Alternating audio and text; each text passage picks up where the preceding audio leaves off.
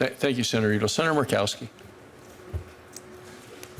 Thank you, Mr. Chairman, and thank you to the panel. I'm sorry that I wasn't able to hear your testimony. I was able to look at what you have submitted.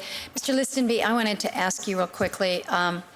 A couple years ago at the Alaska Federation of Natives Convention, there was a very powerful presentation given by a group of Native children, 4-Hers out of the community of Tanana. This is an Athabascan village up in the interior, and these kids, probably from the ages of 7 to 15 or 16, I would say, they got up, stood up in front of a crowd of about 3,000 to 4,000 people, and they basically said, grown-ups, we've had enough.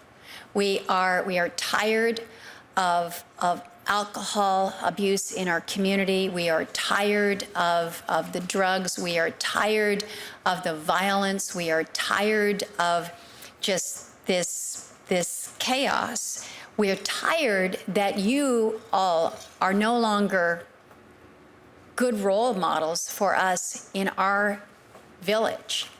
And we want to make the change. We want to be that agent of change. And I tell you, you feel pretty humbled when you have a group of kids standing up in front of thousands of adults and basically saying, shape up.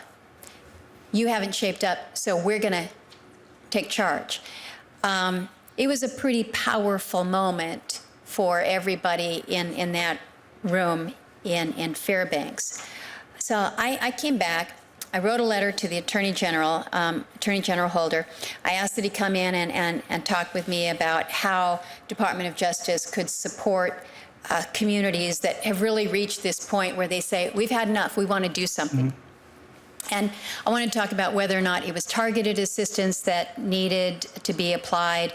You've got the Consolidated Tribal Assistance solicitation, but needless to say, Attorney General and I had a quick stand-up conversation. He appeared interested in it. The letter that we got back from the Office of Legislative Affairs was pretty non-responsive. I will tell you about it. But what I want to ask you today is how we can get to a better understanding in terms of what is available. Your testimony talks about these various competitive grant programs and the 7% set aside, which is competitive, but that's more stovepiped. It's not kind of the holistic, broader approach that can really help set communities straight. The Consolidated Tribal Grant Solicitation has been criticized because effectively what you're doing is you're pitting communities that have problems. I got a problem over here in this community, I got a problem over here,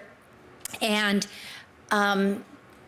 they both need to be solved. But what you're doing is you're pitting one against the others, and the losers then in that competition have to fend for themselves. So my question to you is whether within the Department of Justice construct, you have anything to offer these small Native communities that want to make immediate changes. They've got the motivation and some leadership to make this happen, but we haven't been able to find anything that can really help assist them. Do you have anything to offer this afternoon? Senator, thank you very much for the question. Just first of all, we heard from the Advisory Committee on American Indian and Alaska Native Children Exposed to Violence those very same concerns about Alaska.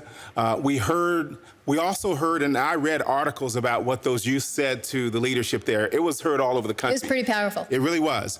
And I just want to say that we, have tried not to stovepipe funding for tribal youth just into CTAS. We make a point in all of our solicitations of referencing the American Indian Alaska Native Advisory Committee report and asking for all of our solicitations for people to try and find responses to them. Let me reference one specifically regarding mentoring. You mentioned 4-H. We've asked all of our national mentoring organizations, that is organizations that have mentoring in more than 45 states, they are required to advise us how they're going to provide funding for American Indian and Alaska Native children, and that's part of the solicitation process itself. That's not directly in CTAS. That's just outside of it with the substantial funding that we get for tribal youth. Also in Alaska, we have the Rural Community Action Program, Rural CAP. When I was up there for the hearings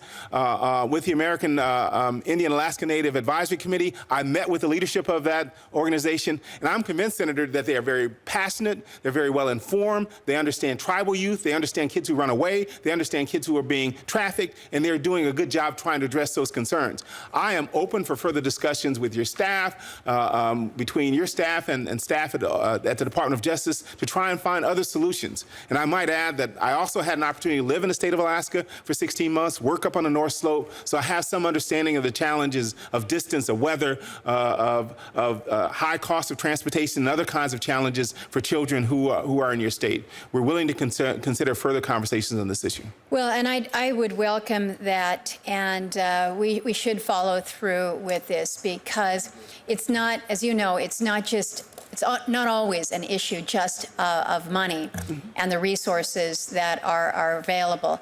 But, you know, I think about some of the efforts that we put in place some years ago with Boys and Girls Club to establish Boys and Girls Clubs in around the rural areas in some of our more isolated communities. It was a fabulous, fabulous effort that gave hope and a purpose to so many of these kids. And then Boys and Girls Club funding is cut back, and all these programs were pulled. Those kids felt abandoned again. And so making sure that we've got not only an opportunity to compete fairly for these programs and these opportunities, but then that there's a level of sustainability is something that I'd like to explore further. So I would welcome that conversation with you. Thank you, Mr. Chairman.